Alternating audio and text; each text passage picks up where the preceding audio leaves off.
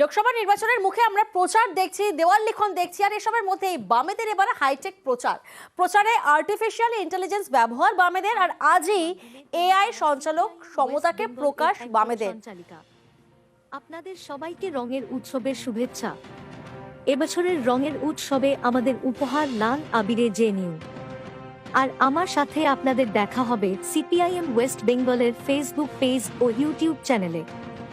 আপনাদের সবার মতামত আর ভালোবাসার অপেক্ষায় রইলাম আমরা। নমস্কার, যখন কম্পিউটারের নামে কার্যত ক্যালকুলেটর গোছের বিষয়, তখন মানুষের কর্মসংস্থান যেন ব্যাহত না হয়, এটা আমাদের কথা ছিল, এখনো আমাদের সেটা কথা। এআই সহ আধুনিক প্রযুক্তি চলবে, কিন্তু আধুনিক প্রযুক্তি চলবে মানে 8 ঘন্টার কাজটা 12 ঘন্টা করে দিয়ে কাজ নষ্ট করা যাবে না।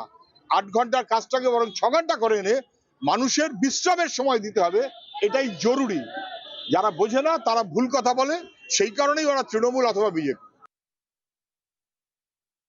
দেখুন, যতই এআই দিয়ে করুক আর যাই দিয়ে করুক, সিপিআই এর কিছু হচ্ছে না, সিপিআইএম এর কিছু হচ্ছে না।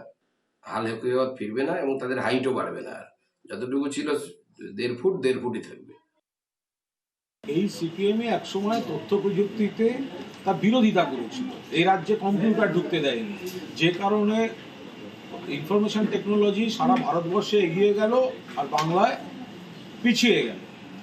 আর এখন আর্টিফিশিয়াল ইন্টেলিজেন্স নিয়ে ওদের কাজ করতে হচ্ছে। তার অন্যতম কারণ হচ্ছে সিপিএম বলে তো আর কিছু নেই, যেটা আছে সেটা তো আর্টিফিশিয়াল। তো ওরা আর্টিফিশিয়াল ইন্টেলিজেন্স নিয়ে করবে, তো স্বাভাবিক ব্যাপার।